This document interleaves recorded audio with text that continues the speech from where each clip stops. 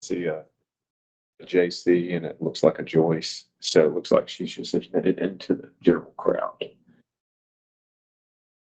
Robert, you might know this. It looks like she has access to everything now. Okay. All right, good. All right, I want to welcome everyone today to the Instructional Materials Review Committee. We do have a quorum, it appears. We will not have Dr. Mathis with us today. Family issue popped up that he had to take care of.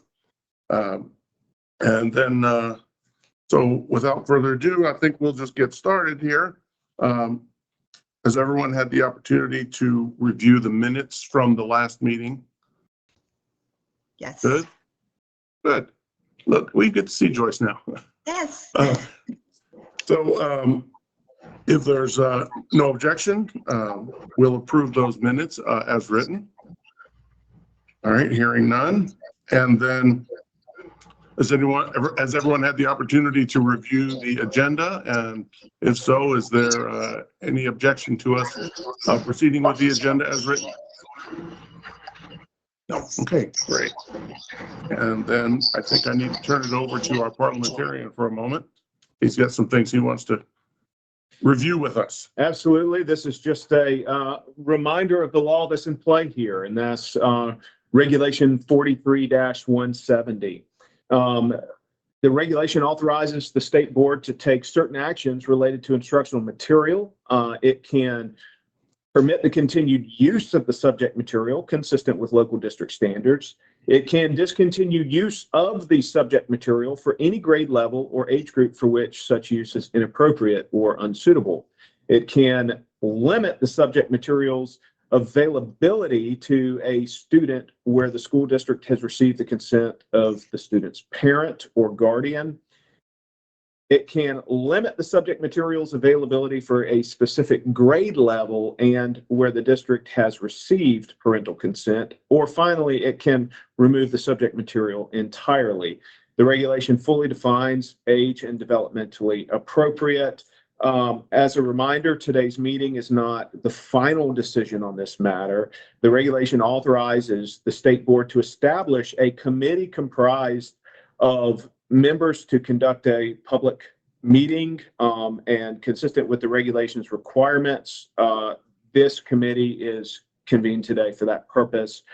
And so, Mr. Chair, I believe that's it for now. And I, of course, stand ready to assist as the committee may need me throughout. Okay, great. Thank you very much. So we have our first material to be reviewed today is Collateral by Ellen Hopkins. And the complainant in this case is Elizabeth Saleh. Do we have Elizabeth online? I'm here. Can you hear me? Yes, we do hear you. Okay. And you have 3 minutes. Okay.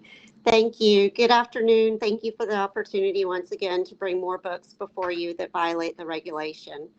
I want to thank each of you for your service to our public schools in South Carolina. I had no idea what I helped to start over 2.5 months ago would end up where we are today. My efforts suffered mostly losses until Regulation 43-170 was passed. This particular committee is not the easiest to serve on. I know all too well the criticism that you have likely received. If your criticism has been anything like mine, I apologize. I do not wish that on anyone. Many will say I play the victim, that I want the attention. Truthfully, it terrifies me to speak in front of people, but I will not let my fear overrule what I feel is right. A quick funny story. I saw someone comment that I didn't even know how to spell masturbate correctly, as if that should disqualify me from doing this. Spellcheck kept underlining it and when I was working on it, but it wouldn't give me an alternative, so I thought it just must not be in the dictionary for that particular program. I assume now that I spelled it like that because many years ago we had a bait shop in Beaufort that was named Masturbators, spelled the way that I spelled it. It even had a painting of a hand holding a piece of bait that only in my later years did I realize what it actually was depicting. It caused quite the stir in my little town of Beaufort. As teenagers, we all thought it was hilarious, so please excuse the typo. So there's a chance that I won't be able to attend the entire meeting, as my parents have been in and out of the hospital for 3.5 weeks. The Wi-Fi is very weak here, and the hospital staff might be in and out. However, I do feel like that my complaints stand on their own, and I thank you for considering them.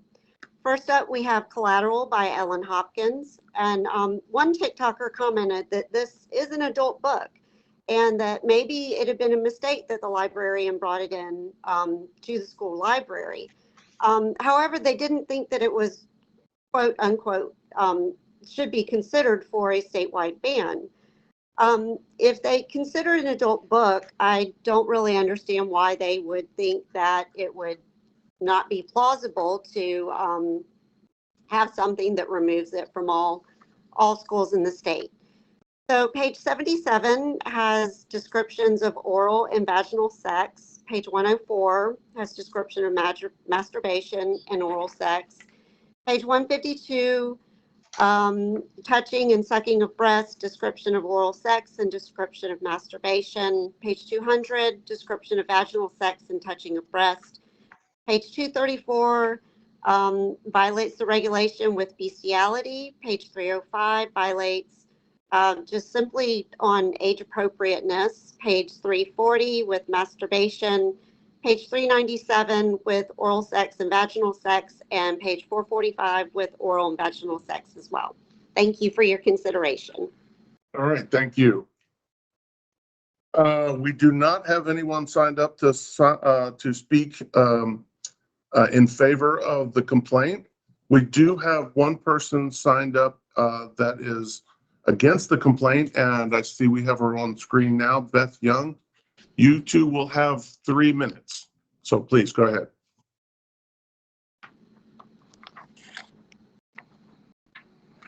Not hearing you. Hi, how is everyone? Thank you so much for the opportunity to speak today. This is my first time, and I appreciate the work that you're doing. Our students, our children are our most precious commodity. I also am from Beaufort, and I'm a small business owner for 29 years. I also serve on the South Carolina Coalition Against Domestic Violence and Sexual Assault, and on the task force for a mentoring program for girls ages kindergarten through high school that we have followed. I am the mother of 2 daughters and a nana to 2 granddaughters. And my son-in-laws are both military. One is in the Marine Corps, one is a chief petty officer in the Navy. And this book, Collateral, deals primarily with the relationship of a young woman in a relationship with someone in the military that is suffering from PTSD. And I think it is so important to have books like this available for high school students, for mature high school students, to discuss and explore the emotional and psychological effects of war, of being in a relationship with someone who is in the military and serves in hostile environments, the PTSD that is associated when they return, and the sacrifices made by family members. I know I've seen it with both of my daughters, what they go through deployments and when their spouses return. The book encourages, I believe, critical discussions about mental health and trauma and personal resilience, the topics that are increasingly relevant to young people today. And additionally, the author's unique verse style encourages reluctant readers to appreciate contemporary literature. I believe that. While it does contain mature themes, it presents them in a way that promotes empathy, critical thinking, and a deeper understanding of what real-world issues are, and making it meaningful and educational read for older high school students. Thank you very much. All right, well, thank you very much. Mr. Cathcart, do we have a presentation from the State Department? Yes, sir, Dr. Hanley. Brief presentation. So 3 kind of main things I wanted to cover. The first is that this material does contain descriptions or visual depictions of sexual conduct as outlined and defined in the regulation. The second is just kind of briefly touching on kind of the fact that this is not in any way viewpoint discrimination, discrimination against the story, or in any way kind of related to the general themes of the story, but rather specific content. And then finally, kind of a look over this board's previous precedent, kind of looking back at what this board has previously voted on and then the full state board has approved. So first of all, this material does contain descriptions of sexual conduct as outlined in longstanding South Carolina state law. If you look at the attachments provided, and as mentioned in earlier testimony, these descriptions are detailed, contain enough explanatory detail to where they would be considered descriptions and therefore violative of the regulation. Once again, if under the regulation, any material is found to be age or developmentally inappropriate, then at that point it must be removed from all South Carolina schools. As such, our recommendation is that this would be removed. I do just kind of want to briefly touch again, this is in no way reflecting on any themes that may appear in terms of any viewpoint or anything like that, but rather based on the words on the page as appears that have descriptions of sexual conduct. Finally, I'd just like to point this committee back to the state board's precedent, final orders that have now been posted on the website and signed by the state board chair. So if this board looks back, or this committee looks back at the board's precedent in Damsel, I believe it's order 2024-0001, that's on the website. It goes into a little more detail of kind of what is and isn't a description of sexual conduct. And this material is analogous to the material considered then, which was Damsel by Elena Arnold. This committee found that that was violative, not age and developmentally appropriate. And we believe that the committee should find this material similarly not age and developmentally appropriate, and therefore to remove it from all South Carolina public schools. I stand here for any questions y'all may have. All right, thank you, Mr. Cathcart. Any committee members have questions or comments for Mr. Cathcart? All right, hearing none. Do we have a motion concerning the materials? Mr. Chair, I move that this committee remove the subject material collateral from all South Carolina public schools. Sure. Okay. So that was Ms. Shore. We have a motion to remove this from all South Carolina public schools. Do I hear a second? Collier, second. Any further discussion? All right, those in favor of the motion as stated, raise your right hand, please. Or a hand. There you go. And we're unanimous. Thank you very much. All right, our second material that we'll be looking at today is The Empire of Storms by Sarah Maas. Again, we have Ms. Elizabeth Sly for that. Is she still on? I am here. Yes, thank There you are. Great. And you again have 3 minutes. Thank you. I'd like to point out that the board actually has already removed quite a few books by this author, and this is just one more that violates it. On page 23, touching of female breasts and a penis in a turgid state being felt through clothing, a description of masturbation. Page 349, touching of genitals through fabric, touching and kissing of breasts, description of a penis in a turgid state, description of oral sex, placing a finger in the vagina, description of sexual intercourse. Page 358, references intercourse and oral sex. Page 573, excuse me, with touching of breast, mouth on breast, feeling of genitals through clothing, and description of vaginal sex. Thank you. All right, thank you very much. And now we do have one person who would like to speak in favor of maintaining the material. So do we have Gabrielle Zerlo? Am I pronouncing that correct?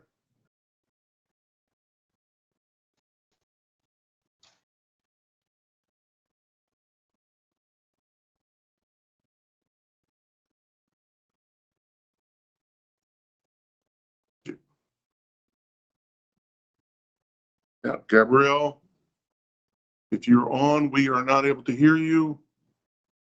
And do we see her on at all anywhere? Yes, sir. She is on and she had the ability to unmute her mic if she's available.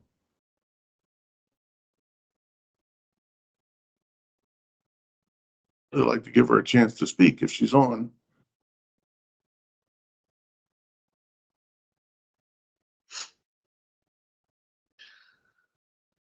All right, well, I think we will move on then to the person in favor of removing the material. This is, I see him on the screen there, Michael Covert. Michael, you will also have 3 minutes. Please go ahead, sir. Thank you. Mr. Chairman, members, and Mr. Parliamentarian, thank you for giving me this opportunity to be here with you. My name is Michael Covert of Beaufort County, a businessman and former Beaufort County Council member. Speaking in favor of removal of Empire of Storms by Sarah Maas. I share the same sentiments as Ms. Zalai. Empire of Storms, Mr. Chairman, is in violation of Regulation 43-170 because it contains touching of genitals, masturbation, sexual intercourse throughout the book, as again Ms. Zalai depicted earlier. It is completely violative of all regulations and should be removed in totality. Thank you very much. Thank you. That was quick. Mr. Cathcart, do you have a presentation from the State Department, sir? Yes, sir, Mr. Chairman. Just briefly in this case. So I would just want to touch on one thing.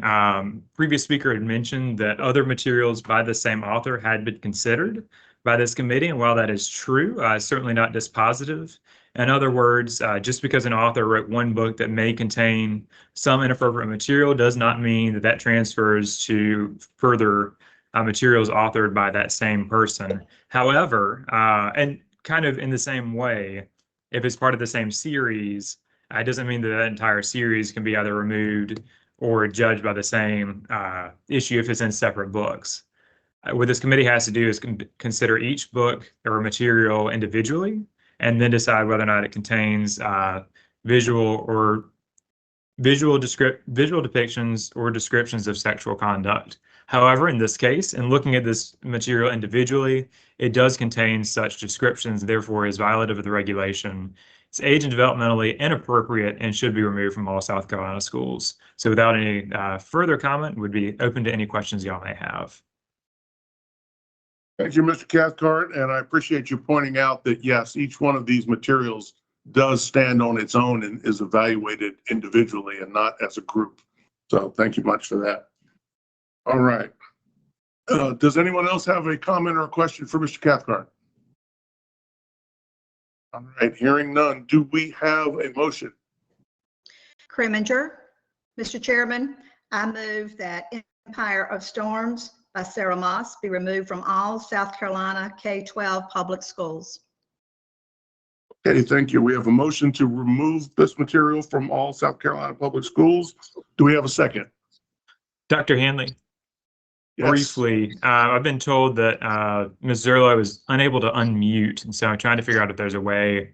Her settings all seem to be available, but I apologize. But it isn't.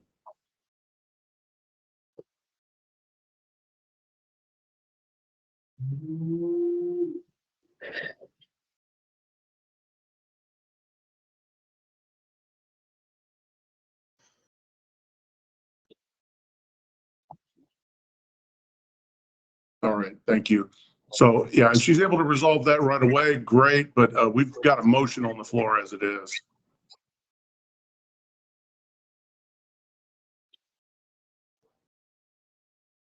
We have still nothing coming through, so. Yeah, so do we have a second for that motion? Sure, second. All right. Any Hello, further I'm here. discussion? Oops. Okay, discussion. Yeah, you can take it out. Just better. Okay. All right, well, great. Hey, we're going to take this out of order. Instead of having our committee discussion now, we will give you 3 minutes to make your statement. Please go ahead. Thank you. Thank you. Good afternoon. My name is Gabrielle Zerlo, and I'm a writer and researcher here in South Carolina. My work centers on the power of literacy in shaping our history. Its impact cannot be overstated. There is even data that correlates literacy with life expectancy. Literacy and critical thinking are indispensable in navigating the world that we live in. Studies show that students who do not read in their free time have steep declines in their comprehension and life readiness skills. With only 14% of students engaging in uninstructed reading, it's no surprise that our students in South Carolina arrive at college unprepared to write and read at the college level, or that they are unprepared for real-world dynamics they are entering. The idea that popular young adult fiction like Empire of Storms by Sarah J. Maas is inappropriate for its target audience is baffling to me. As a former reading mentor in Orangeburg County Schools, I cannot understand the impulse to restrict this story from the hands of willing readers. The single complaint expressed issues age and/or developmentally inappropriate content in Empire of Storms. To the actual readers of this book series, it is actually quite clear why that claim is misguided. The content of Empire of Storms is absolutely age and developmentally appropriate for young adults. Did you know that 1 in every 3 high school and college-age students in South Carolina is a victim of violence in dating, be that sexual, verbal, emotional, or physical? I was one of those students. Sarah J. Maas's fantasy series were instrumental in my understanding of what healthy relationships look like. Helped me realize that what I experienced from my partner and social groups was not okay. I was able to see that I did not deserve what happened to me, and it gave me language for how to talk about those experiences with adults that I trusted. Empire of Storms is number 6 of an 8-book series. A student would need to read 2,608 pages before they start this book, not to mention at least 100 more pages to come across passages that are marked as immoral. That's 2,608 pages of exploring the major milestones of growth and development for this age group, like the value of loyalty and friendship, critical thinking, and mutual respect. It's engaging, it's fun, and it's full of lessons along the way, which furthers the point that Empire of Storms is age and developmentally appropriate. It is estimated that 55% of South Carolina students under the age of 18 are sexually active. These students are going to have sex whether or not they have examples of positive relationships. The problem lies not in the book, but with the harmful regulation. It is not only censorious, but irresponsible to take important positive models from students at crucial developmental periods in their lives.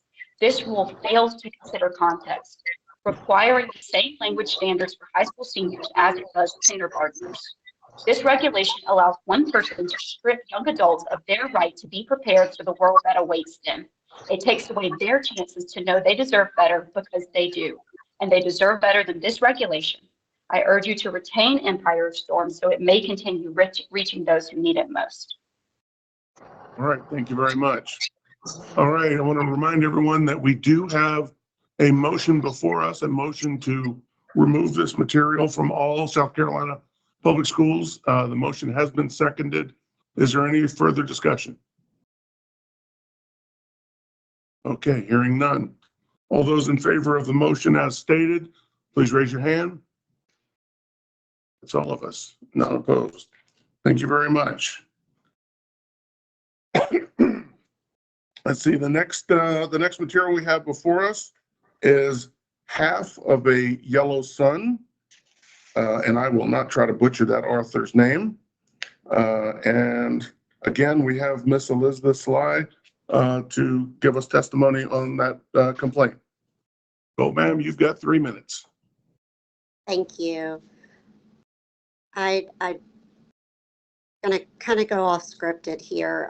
I really do appreciate the last speaker's sentiments, and I think a lot of the lessons in these books are very, very important. However, those lessons could still remain in the book without the sexual content, and I do feel like that the book could maintain its wholeness and be appropriate for minors if the sexual content was taken out. And I hope that in the future that authors, if their target audience is children in high school, let's say 14 to 18, that they might consider removing that material. So next is Half of a Yellow Sun. Page 10 violates the regulation with touching of breast and masturbation. Page 61, touching of breast. Page 62, kissing of nipple and touching of breast.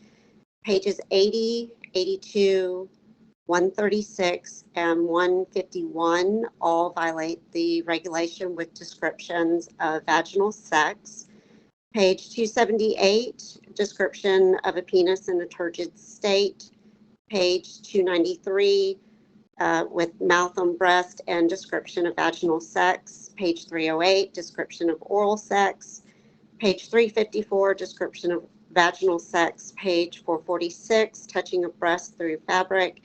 And page 457 with description of rape by vaginal intercourse. Thank you. All right, thank you very much. Let's see, and do not have anyone in favor of removal that wishes to testify. We have in favor of retaining the material, we have Mary Foster, and I see we have her on the screen. So you, ma'am, will also have 3 minutes. Thank you so much for the opportunity to speak today. Regulation 43-170 states that instructional material is not age and developmentally appropriate for any age or age group of children if it includes descriptions or visual depictions of sexual conduct. You have read the excerpts from Half of a Yellow Sun that the complainant provided, and they show depictions of sex, sexual thoughts, rape, and masturbation. I believe this book is more than the scenes highlighted, but before I speak to that, I want to read you 4 additional excerpts. 1, I wanted to rape you and then murder you afterwards. 2, he would flog her to death with a rubber truncheon. He would tie her naked to a stake and shoot her full of arrows like Saint Sebastian. He would ravish and cut her throat at the moment of climax. 3, he could feel her breasts right yet firm through her overalls. And 4, she threw herself down on the bed and at once, without any kind of preliminary, in the most coarse, horrible way you can imagine, pulled up her skirt. These excerpts are not from Half of a Yellow Sun, but are instead from a book your committee recommended retaining, 1984 by George Orwell. The full board agreed with your recommendation. Frankly, recommending retaining 1984 and not Half of a Yellow Sun would demonstrate an inconsistent and problematic interpretation of this regulation. Half of a Yellow Sun is set prior to and during the Nigerian Civil War in the late 1960s. Obviously, a book set during a civil war and based on real events is going to be heavy and at times difficult to read. The subject matter is intense, it can be brutal, but this book is so much more than that. It exposes the reader to a part of history most of us in the US know very little about. It describes places and events most of us will never experience firsthand. And it features characters readers can connect with and learn from. And isn't that exactly what books are for? Half of a Yellow Sun won the Women's Prize for Fiction in 2007, is often recommended in high school AP English classes, and was one of the novels listed in an essay prompt on the 2023 AP English Literature and Composition exam. Regulation 43-170 does not require you to consider a book as a whole or to explore how it might serve students.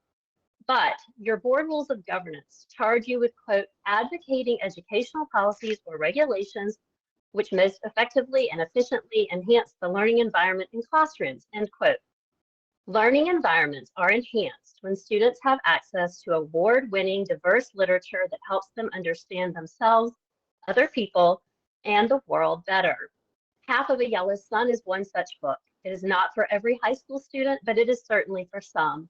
I urge you to recommend retaining this book just as you did the novel 1984. Thank you. Okay, thank you very much. You were pretty good on your time. You had 7 seconds left. Oh, way to go. All right, Mr. Cathcart, do we have a presentation from the State Board or State Department, excuse me? Yes, sir, Dr. Hanley. Good afternoon again, members of the Instructional Materials Committee. And Dr. Hanley, I just wanted to kind of briefly touch on 2 points. First of all, kind of distinguishing this from the passages in 1984 and kind of reminding the board of the state boards, or this committee of the state board's previous precedent. And then secondarily, kind of touching once again on viewpoint discrimination and kind of the values expressed in a material and how that's not what we're considering here at the IMRC today.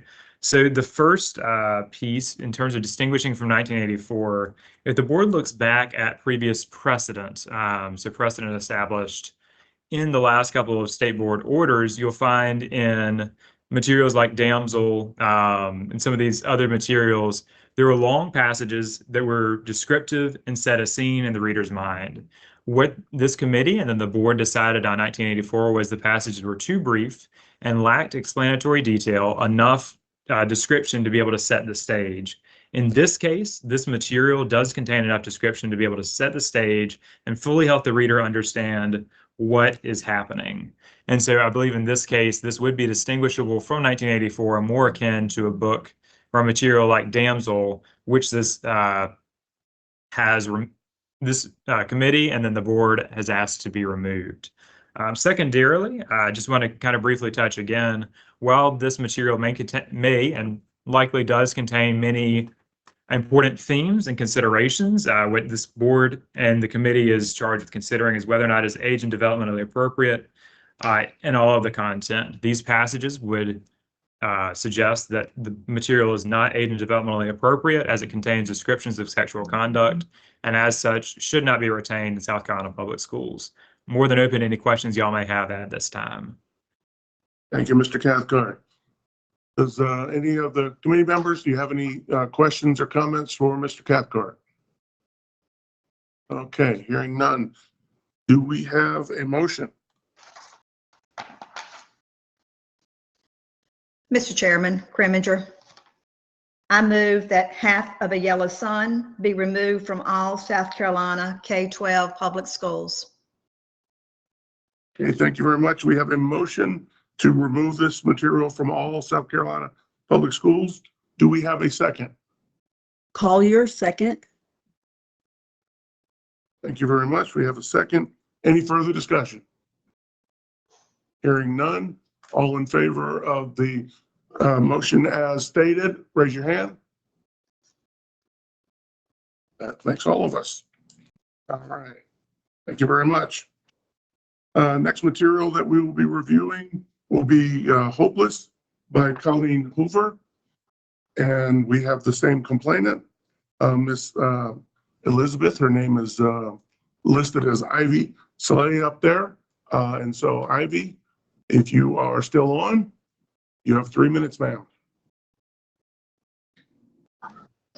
I am. Give me just a minute. I'm going to step out in the hall.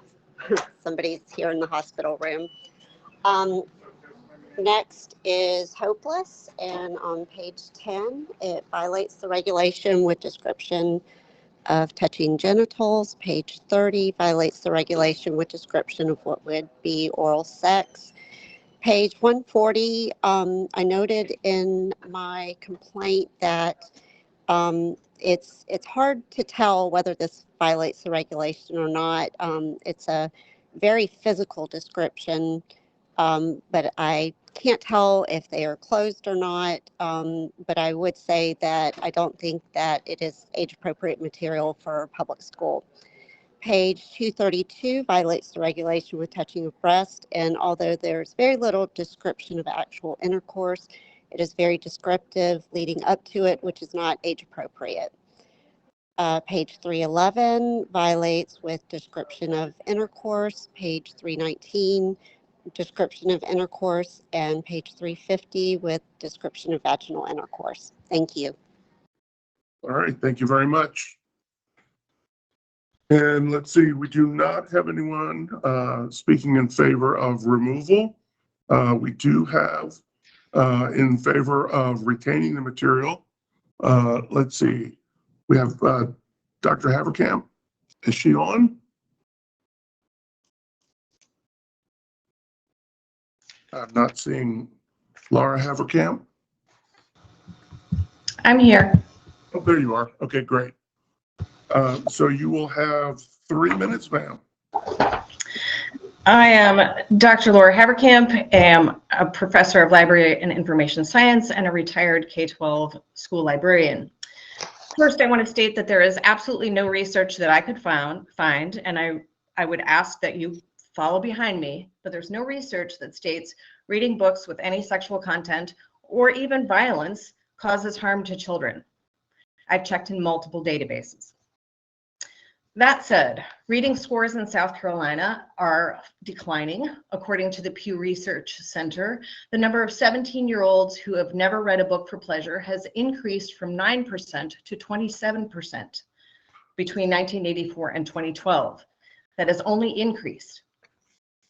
The number of 17-year-olds who read every day for pleasure declined from 31% to 19%.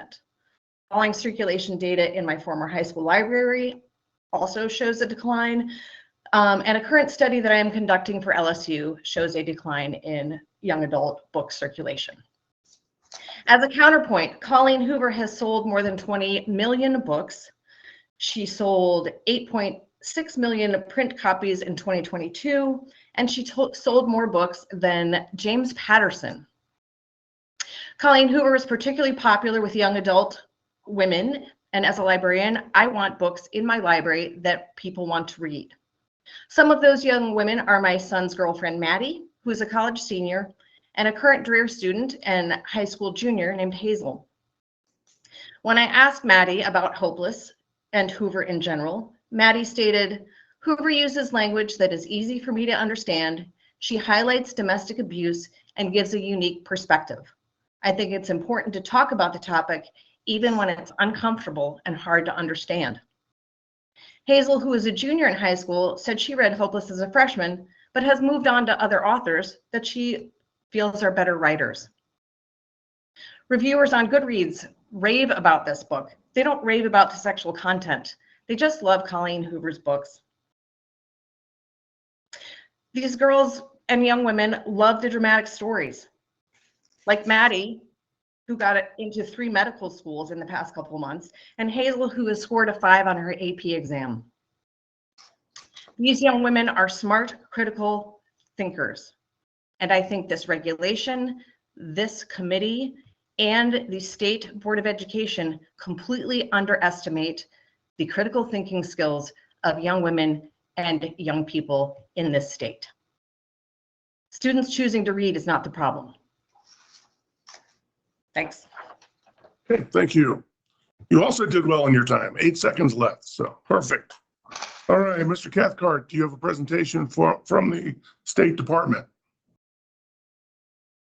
Yes, sir, Dr. Hanley and members of the Instructional Materials Review Committee. Just briefly, so this material does contain descriptions of sexual conduct as outlined in Regulation 43-170. Once again, while there may be parts of this story that people find helpful or interesting, that's not what this regulation was required to address. Rather, it's whether or not there is sexual conduct in the pages and descriptions of sexual conduct in particular.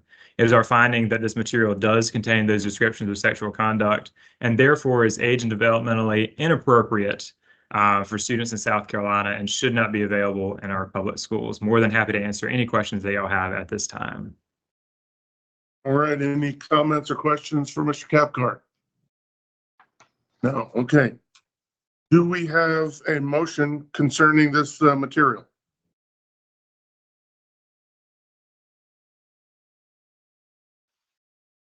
Any committee members?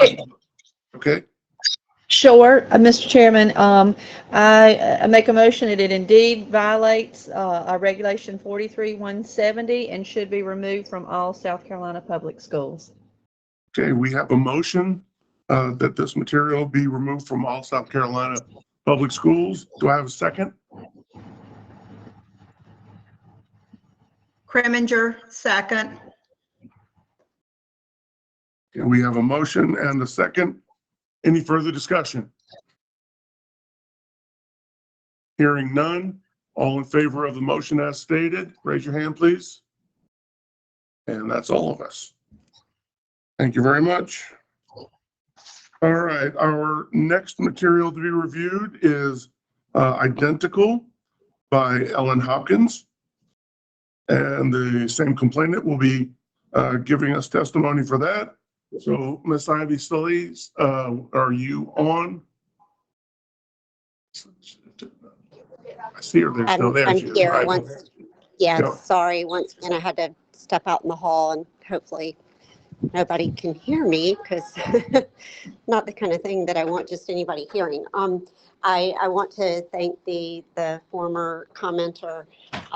Yes, I do believe that our high school students are not reading for pleasure, and I do find that to be problematic. However, I disagree that salacious material, sexually explicit material, violent material is the answer to that.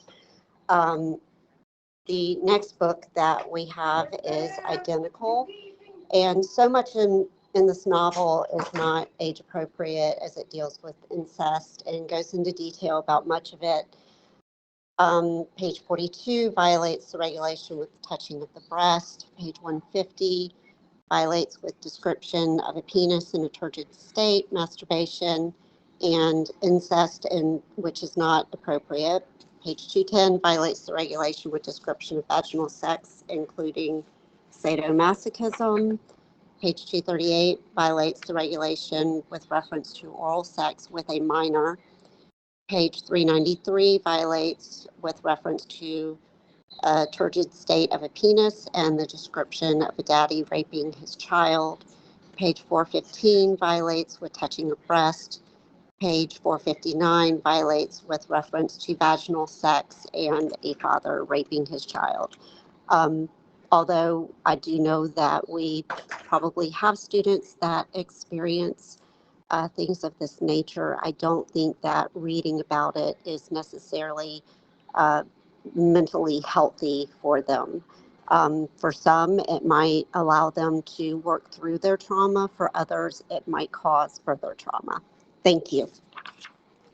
Thank you very much. Okay, Mr. Cathcart, do we have a presentation by the State Department? I believe we have a speaker first and against the complainant's request, if I'm not mistaken. Oh, yeah. I'm sorry. I got out of order here.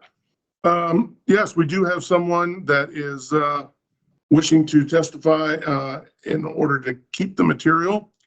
And I doubt that this is a coincidence, happens to be the same name as the author. So do we have Ellen Hopkins on?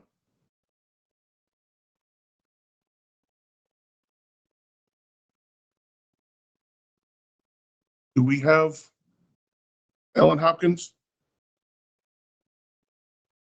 I don't see her on our screen as we.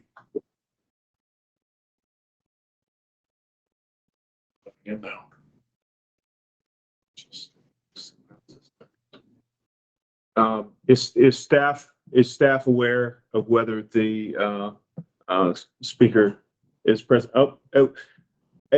I believe I see you, Ms. Hopkins, and it shows that you're muted. Well, let's try again. No, here we go. All right. There we go. There you go. Perfect. You All will right. have 3 minutes, ma'am.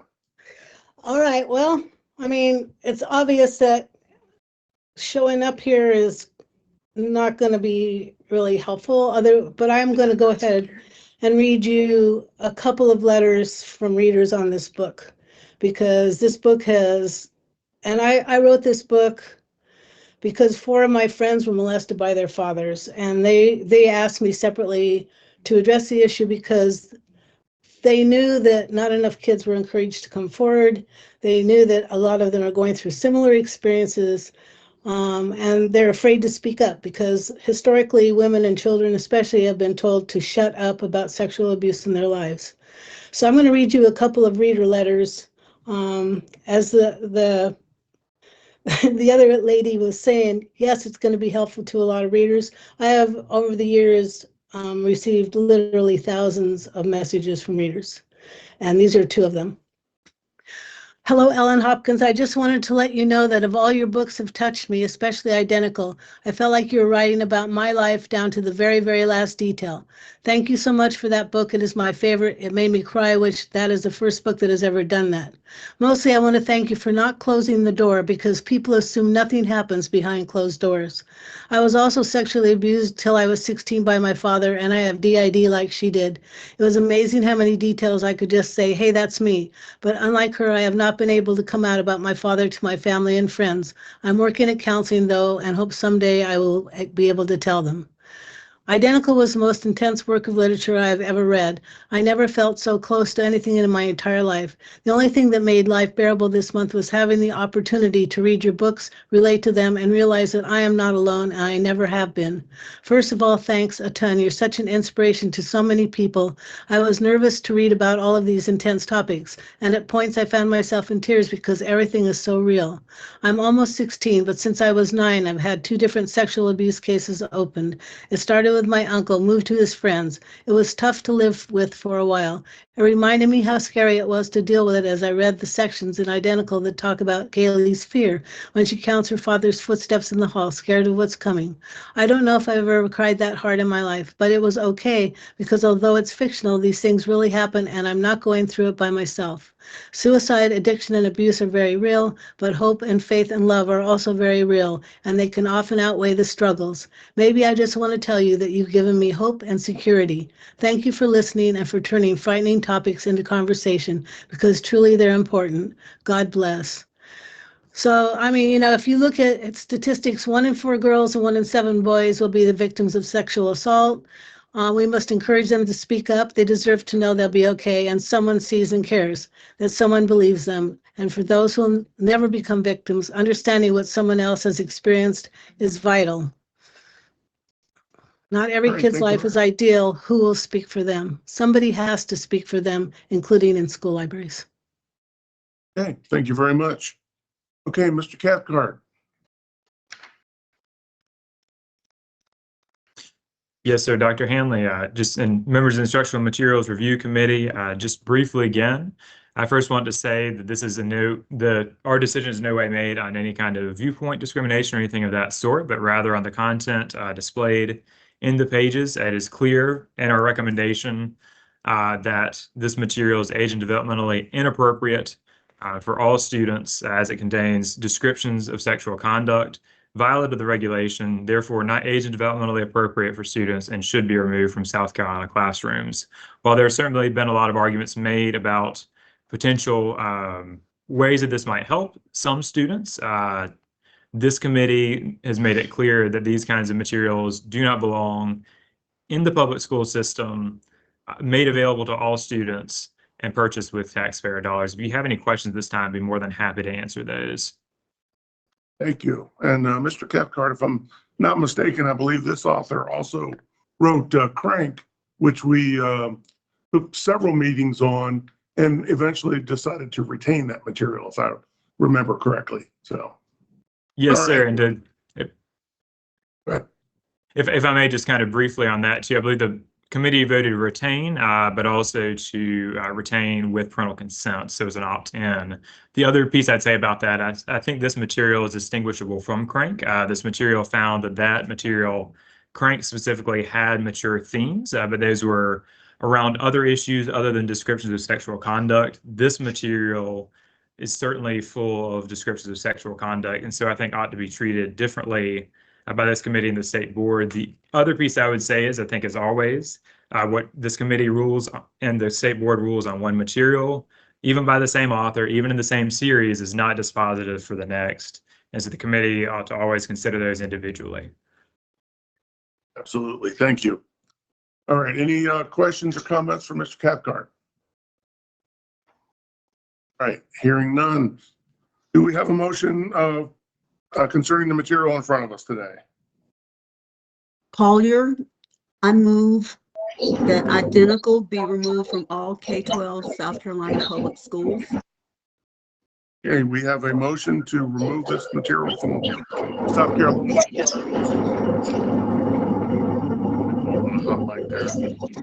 And do we have a second? Kreminger, Second. We have a motion and a second. Any further discussion? All those in favor of the motion as stated, please raise your hand. Okay, and that's all of us. Thank you very much. All right, and next we have Kingdom of Ash, again by Sarah Maas. And we have Ivy Saleh for that one as well. I still see Ivy up there. You will have 3 minutes, ma'am. Thank you. Kingdom of Ash by Sarah Maas, page 349, violates the regulation with licking and sucking of breast, description of sexual intercourse and climax. Page 537 violates with stroke of genital through pants and descriptions of intercourse. Page 570 violates the regulation with description of rubbing between her thighs. And page 830 violates the regulation with description of intercourse. Thank you. All right, thank you very much. Okay. And we have, speaking in favor of retaining, we have Lindsay Hiller. Lindsay, are you on? There we go. I am, yes. And you as well will have 3 minutes. Okay, great. Good afternoon. This is my 13th year as a South Carolina public high school teacher. I'm also a parent of 2 South Carolina public school children. I teach mostly sophomores, some juniors. To clarify, I'm not here to defend Kingdom of Ash as a text that I would require or teach in my classroom. I wouldn't teach this text or require it.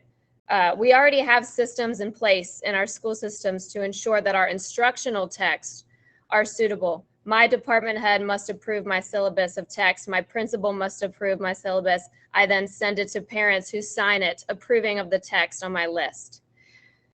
To me, the key word in this regulation is instructional, and it appears the problem with the regulation is a lack of distinction between what is instructional and what is simply available in the library. I'm simply defending that students have the choice to select these texts from the library. This year, I teach 63 advanced placement students. These are the highest achieving students in our school. When I started teaching in 2012, students didn't have their own laptops, social media was limited. I would say about 3/4 of these highest achieving students would carry a book with them to read when they were done with quizzes and done with their work. Today, out of my 63 highest achieving students, 3 carry a book with them that they're reading independently, 3. I'm interested to know how many of you on this committee actually spend time with teenagers. If you are a high school teacher, you spend roughly 1,200 hours a year with teenagers. And if you spent that much time with them, you would know they are critical, profound, mature thinkers who are very capable of distinguishing literary scenes as fictional. Yesterday, I did a grammar assessment in class, and one student who finished first, she was the only student who answered all the questions correctly. It does not surprise me that she is one of those 3 students I mentioned who always has a book with her. Last week, I asked the same student if she has read Kingdom of Ash. She said, yes, I read that whole series. I said, what'd you think of Kingdom of Ash? She said, I know I like the series. I don't really remember anything specific from the book. The plot that we are debating here was inconsequential to her because she's a mature thinker. She reads a ton of fiction. She's aware it's fiction, but I can guarantee you the fact that she is an avid reader who read this 1,000-page book amongst many others is why she scored highest on my grammar assessment. She went to middle school with all of these same peers, had the same teachers. The only difference is that she reads more. I want to respond to what Elizabeth said, that sex and violence are not the answer to the decline in reading. And I want to be clear that those of us defending these books are not saying sex and violence are the answer. We're saying that the decline in reading is going to get worse by removing these high interest books that students might pick up, most of which are not picking up. Teenagers can easily find violence. Okay, well, I'm out of time. Yeah, okay. Thank you very much. Yeah, you're welcome. All right, let's see. And we do not have anyone speaking for the other side. So, Mr. Cathcart. Good afternoon, Dr. Hanley and members in the Instructional Materials Review Committee. This material does contain descriptions of sexual conduct as defined in Regulation 43170 and longstanding South Carolina law, and as such should be removed from all South Carolina public schools. If you have any questions at this time, I would be happy to answer those. Thank you very much. Anyone have comments or questions for Mr. Cathcart? All right, hearing none. Do we have a motion on the materials before us now?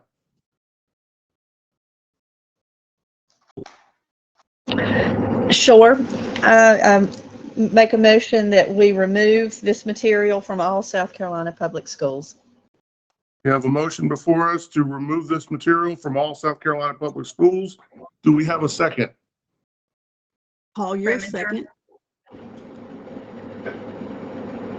Thank you. We have a motion and we have a second. Do we have any further discussion? Hearing none, all in favor of the motion as stated, please raise your hand. And that's again, all of us. Thank you very much. All right.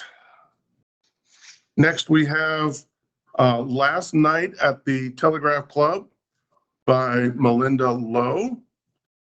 And we have the same complainant, Ivy Salade. Ivy, you will have 3 minutes. Thank you. This one will be really short and sweet. Last night at the Telegraph Club, page 41 violates the regulation with touching of breast.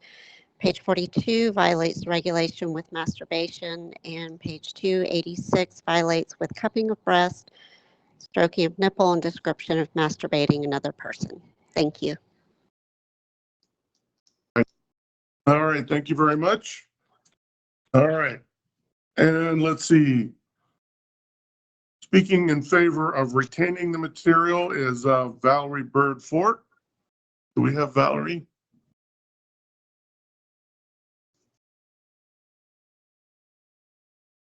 I see a Valerie up there. Yeah, there's a Valerie and her mic is muted.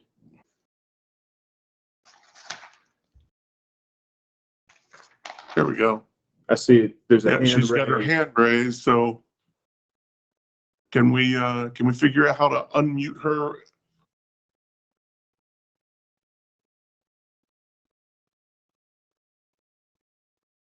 Her settings should allow her to unmute, but if not, I'm working on making sure we can pull. Okay.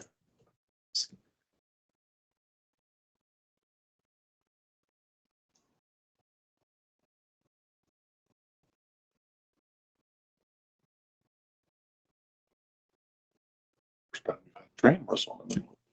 Should be able to unmute now. There we go. Hi, Perfect. can you hear me? We can hear you. It's good to see you. And you will have 3 minutes. Thank you. So good afternoon. I am Valerie Bird-Fort. I'm a library educator and parent, and I would like to urge you to retain Last Night at the Telegraph Club by Malinda Lowe in South Carolina's high school libraries and classrooms. Last Night at the Telegraph Club won the National Book Award, the Stonewall Book Award, and an Asian Pacific American Award for Literature. It is a Prince Honor Book and has won several other awards and honors. It also has starred reviews in reputable journals that librarians use to make decisions for their collections. This book is a historical fiction novel written for teens that tells the story of Lily, a queer Chinese-American teenager in 1950s San Francisco. While the book does include intimate scenes, they are written with care and are actually very tame compared to what any teen can easily find on the internet. The complaint for Last Night at the Telegraph Club includes 3 pages of what some might consider explicit material, but note that this novel has over 400 pages, so the explicit material is not even 1% of this book.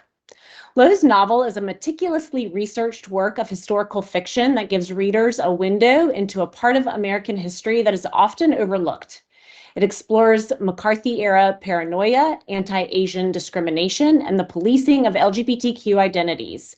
There are even timelines that highlight historical events along with the milestones of the characters in the book to put the story in context with what's going on in the world at the time.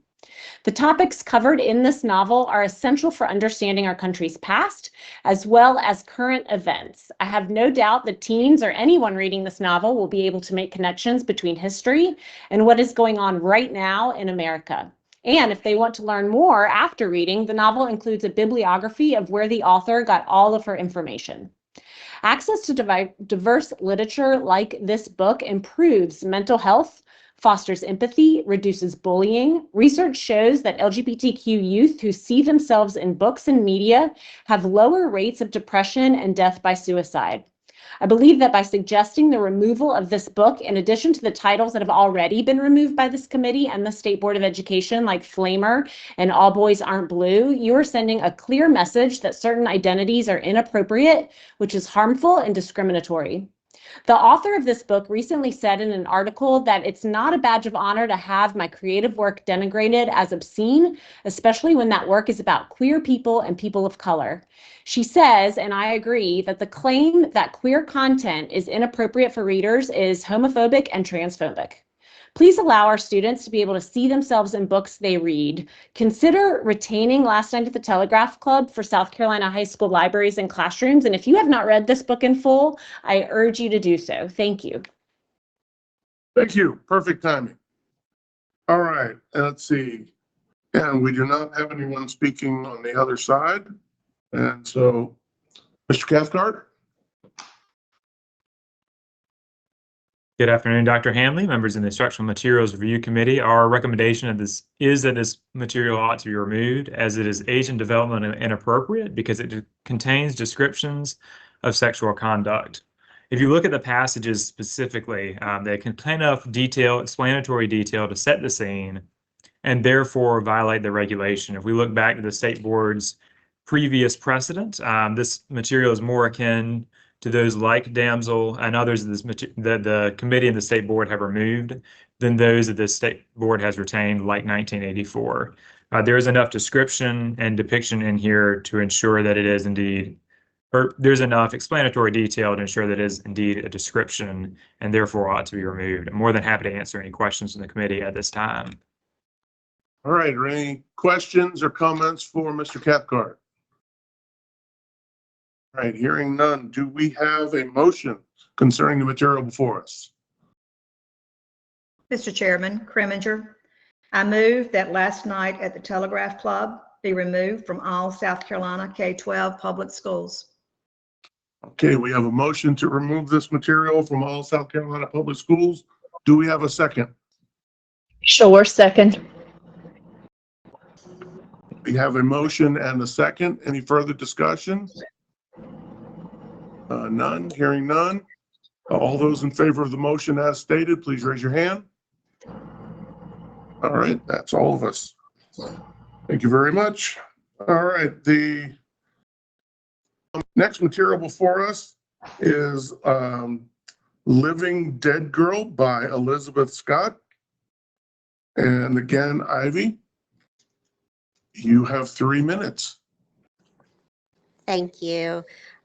First, I want to make sure that you all know that I am not targeting books based on anyone's sexual persuasion, their race, religion, or anything of that kind. Also like to point out that although much of this stuff can be accessed on a phone that a teenager has in their hand or on a computer, we're talking about within an educational setting, and educators have the duty to protect children from material that could be harmful. It may not be harmful to everyone. A lot of children are very mature and could handle this material, and nobody is saying that they shouldn't have the right to read it, but they have the right to read it on their own time, not provided for them in a public school setting paid by our tax dollars.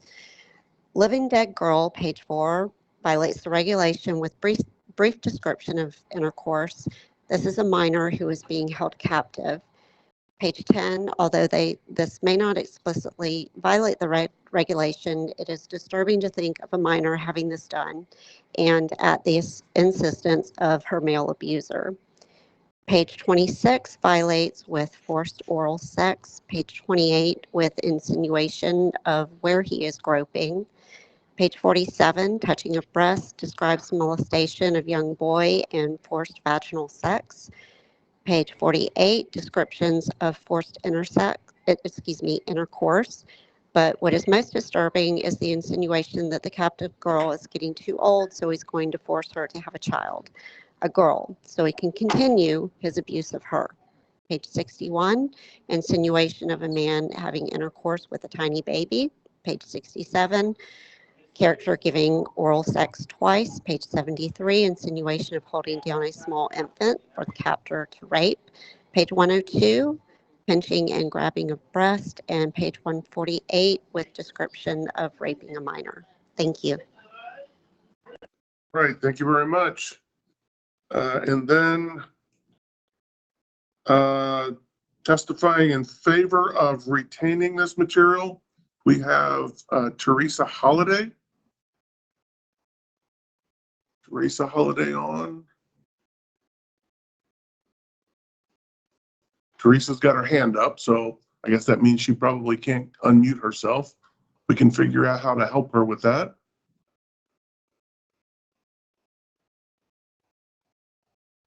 Hey, there we go. And you're still mute. There you go. Okay. Hear me okay? Gotcha. Okay, great. Okay. And you have 3 minutes. Go ahead. Thanks. Thanks for letting me speak today. My name is Teresa Holliday, lifelong resident of South Carolina. Went to K-12 in Greenville County, live in Spartanburg County, and I have a 16-year-old who attends public school in Spartanburg County. I'm here today to talk about why you should retain Living Dead Girl. It's a story of a girl that the world knows as Alice, but that's not her real name. That name was forced on her by an abductor named Ray that the world assumes is her father. Ray kidnapped her and for 5 years has consistently sexually assaulted her. It's one of many books being challenged in the US that deal with sexual assault. And the story is extremely disturbing, but there's something important that we have to remember, which is that stories like Alice's happen in the real world. The assumption that students can't handle reading about what is a reality for so many in our state is just off base. The CDC reports that at least 1 in 4 girls and 1 in 20 boys will experience sexual assault as a child. So according to your public school enrollment records last year, that's more than 97,000 girls and more than 20,000 boys. Altogether, more than 110,000 students in South Carolina public schools have been or will be sexually assaulted before they turn 18. Every school day, countless students walk the school halls, fighting and surviving situations like Alice's, often in secret, hoping someone will notice and help.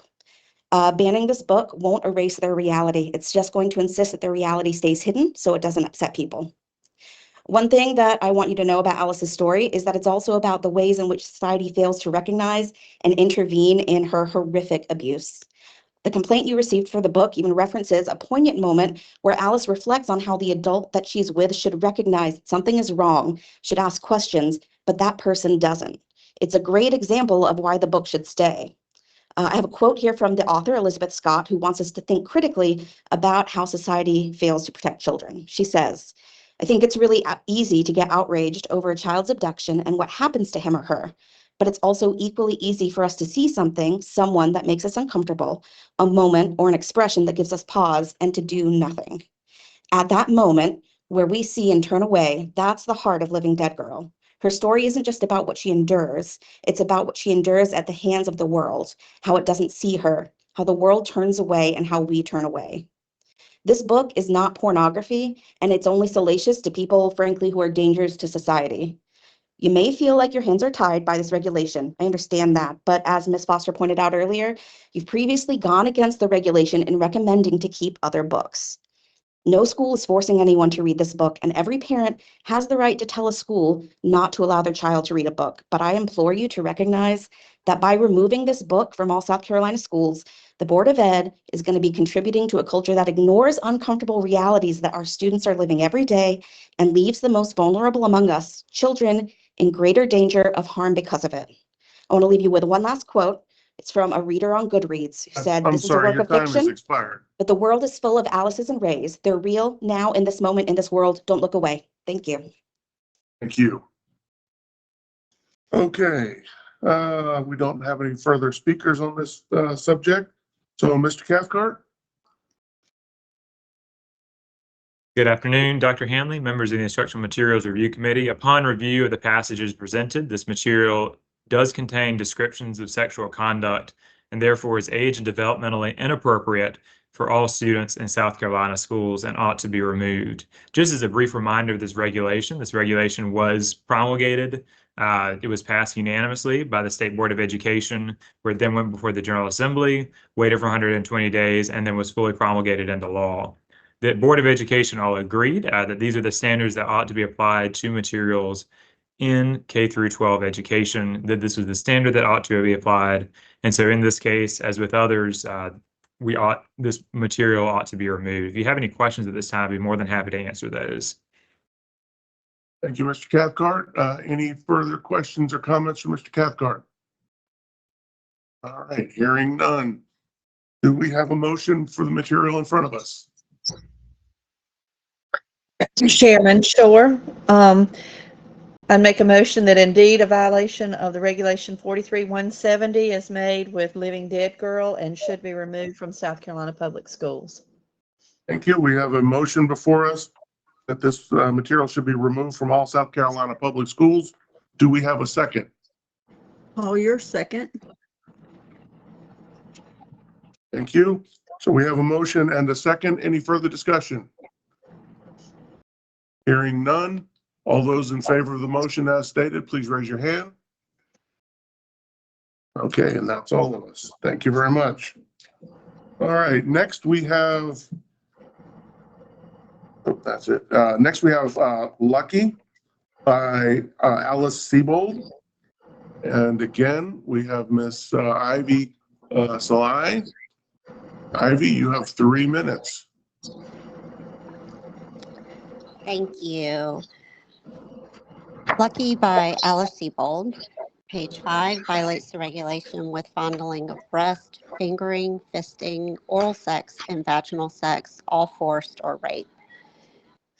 Page 18 violates with mention of ejaculate. Page 27 with description of oral sex. Page 31, description of how to give a blowjob. Page 55, referral to a woman having sex with multiple men at one time, known as a train. Page 60 with descriptions of oral sex. Page 80, descriptions of fondling breast. Page 119, mention of forced oral sex and intercourse. Page 157, mention of coming and gagging from oral sex. Page 171, mention of a hand and a vagina. Page 174, mention of fondling, kissing breast, and hands and vagina. Thank you. Thank you very much. Mr. Cathcart, I do not see anyone signed up to speak for either side on this. Is that still accurate? That is correct. Right, and do you have a presentation from the State Department on this material? Or I believe there's someone speaking in favor of the complainant's request on this one, if I'm not mistaken. I apologize. I don't have a name on my sheet. Michael Covert, I believe. No, he was speaking for the next one. All right. Perfect. My apologies. Yes, and I do have a brief presentation. So this material also violates Regulation 43-170. It is age and developmentally inappropriate because it contains descriptions of sexual conduct. The passage is outlined and therefore ought to be removed from all South Carolina public schools. If y'all have any questions, I'm more than happy to answer those at this time. Any questions or comments from Mr. Cathcart? Right, hearing none, do we have a motion on the material before us? Mr. Chair, I move that Lucky be removed from all South Carolina public schools. Okay, thank you. We have a motion that this material be removed from all South Carolina public schools. Do we have a second? Preminger, second. We have a motion and a second. Any further discussion? No, hearing none. All in favor of the motion as stated, please raise your hand. Okay, that's all of us. Thank you very much. And finally, we have Tricks by Ellen Hopkins, and we have Ivy Soleil's One More Time. Oops. Thank you. I'm not sure if Ms. Hopkins is still with us, but I would like to say to her that I have read many of her books and I have thoroughly enjoyed them, but I stand by my stance that I don't feel that they are appropriate for minor children. For Tricks, page 29 violates the regulation between touching between legs and description of oral sex. Page 74 violates with talking about male sex organ getting erect. Page 74 talking about male, the same thing. Page 77 with talk of masturbation. Page 97 touching of breasts. Page 206 touching of his needs, which is in reference to his penis. Page 216 with the rape of a minor. Page 314 description of her orgasm. Page 316, licking between breasts. Page 371 with the brush of a breast. Page 384 mentions fingers touching hidden places clients can't touch, reducing them to masturbation. Page 389 with girl on girl rubbing, masturbation and ejaculation. Page 409, description of vaginal sex. And page 411, description of lewd exhibition. Once again, I want to thank y'all for your service on this committee. Thanks. All right, thank you very much. And now speaking in favor of retaining the material, we have Ellen Hopkins again. I see her on the screen. You have. And the mic worked. And the mic works this time. I like it. You will have 3 minutes, ma'am. Go ahead. All right. All right. Tricks follows 5 teens who find themselves turning tricks in Las Vegas to survive. I became interested in child trafficking when the FBI conducted a sting in Reno, where I lived for many years. They rescued 120 children, many of whom had been moved from point to point around the country. The average age of those kids was 12. I wanted to know how, when, where, and why. I researched heavily, including spending time in Las Vegas Vice. All 5 characters were inspired by real kids' stories. My goal was to show other kids how they might be recruited, how easily it can happen. My goal was to keep more kids off the streets and out of dangerous situations, to arm kids with knowledge. Yes, there is sex in the book. It's about prostitution, but as with all my books, it was written with my audience in mind. Also, as with all my books, the author's note gives not only statistics, but resources to help trafficking victims off the streets and into safe recovery. If kids as young as 9 or 10 can be trafficked for sex, older teenagers are certainly capable of reading about it. Sexual activity is a normal part of adolescent development. Pretending it doesn't happen won't make it stop. But some people believe eliminating books with sexual references will make it stop, short-sighted at best. Both of the books we talked about today put human faces on teen experiences we hope will never touch our kids. It's the humanity that's important, but you won't find that in pull quotes. You have to read the books in their entirety, walk in those characters' shoes to understand the depth of those experiences. And just for me, the right to read must not be infringed. I'm not the first to say this, but it must be repeated. Every person is free to choose whatever books they do or do not want to read. Every parent has always been free to make that choice for his or her own children, but no one is free to decide what my children can read. School libraries should represent every reader. Fear-driven politics is at the heart of the current book banning fad. It's not about protecting our children. It's about keeping them ignorant. We cannot progress as a country or as a species if we're not allowed to gather information, educate ourselves, and develop critical thinking skills. We cannot create a better future if we're not allowed to learn from the past. We cannot become better human beings if we're not taught empathy. Thank you very much. And speaking in favor of removal is, again, Michael Covert. Mr. Covert, you have 3 minutes. Thank you, Mr. Chairman, members, and Mr. Parliamentarian. I appreciate the opportunity and thank you for allowing me to be here this afternoon. Tricks by the author here with us, Ms. Ellen Hopkins, Ms. Zalai poignantly put out all of the reasons that this book is in direct violation of South Carolina Code 43-170. I am supporting its removal in totality. And I want to share something with you that there's been a lot of supposedly this and supposedly that. As a former Beaufort County council member, business owner, and someone who's very well known in this district, this is a dose of reality that was mentioned before. I'm gonna give the board here. I took this book after I read it, and I have read all 97 books that Ms. Zalai and I had originally complained to our county school board about. I read them all. This book in particular piqued my interest, so I picked out 4 members of clergy that know me and that I know in my area here in Bluffton Hilton Head, and asked them, as politicians typically do, can I come talk to your members? And was told, absolutely. What would you like to talk about? I had the book in my hand and I showed them the book.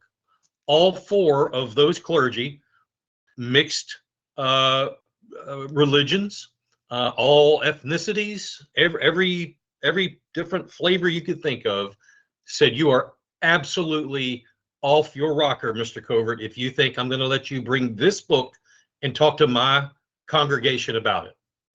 To me, Mr. Chairman and members, that spoke volumes. If you can't or aren't allowed to read it in a church, why should the public tax dollars be spent to put it into public schools? Common sense goes a long way. Thank you very much. Thank you. All right. Mr. Cathcart, do you have a presentation from the State Department, sir? Yes, sir, Dr. Hanley and members of the Instructional Materials Committee. Just as a reminder, procedurally, these materials all came up through the Beaufort County District, their first challenge there, and then it was requested that the State Board take these up in its jurisdiction as these had already been reviewed.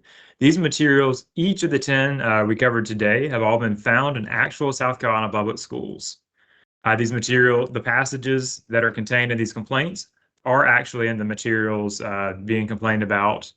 And in each case, these materials contain descriptions of sexual conduct as defined by the regulation.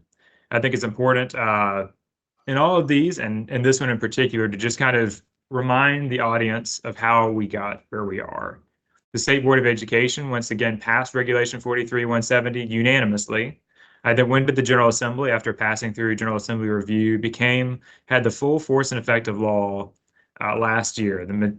This Instructional Materials Review Committee was then formed as part of the State Board. It then makes recommendations to the full State Board, and the State Board has the authority finally to say a material can or cannot be removed based on allegations of descriptions of sexual conduct. In this case, there are absolute descriptions of sexual conduct involved. This board and the committee does not make its decisions based on any kind of viewpoint discrimination or thoughts about any of the ideas contained in the material, but rather whether or not the material has descriptions or visual depictions of sexual conduct. This material is similar to other materials that the State Board of Education has removed and issued final orders on, and therefore it is our recommendation that this material be removed from all South Carolina public schools. More than happy to answer any questions y'all may have at this time. Thank you very much. Any questions or comments for Mr. Cathcart? Hearing none, do we have a motion on the material before us? Mr. Chair, Kriminger, I move that tricks be removed from all South Carolina K-12 public school libraries, public schools. And we have a motion before us to remove this material from all South Carolina public schools. Do we have a second? Sure, second. We have a motion and a second before us. Any further discussion? Hearing none, all in favor of the motion as stated, please raise your hand. And that would be all of us again. Thank you very much. And I am not aware of any other business before the committee today. Mr. Cathcart, did you have any additional business? No, no, sir, Dr. Hanley. Okay, thank you very much. And do we have a motion to adjourn? Criminger, so move. We have a motion to adjourn and a second. Paul, your second. Your second, and all in favor of adjourning? Great. Thank you all very much for your hard work, and I appreciate you all greatly. And I will see you our next time we meet. Thank you.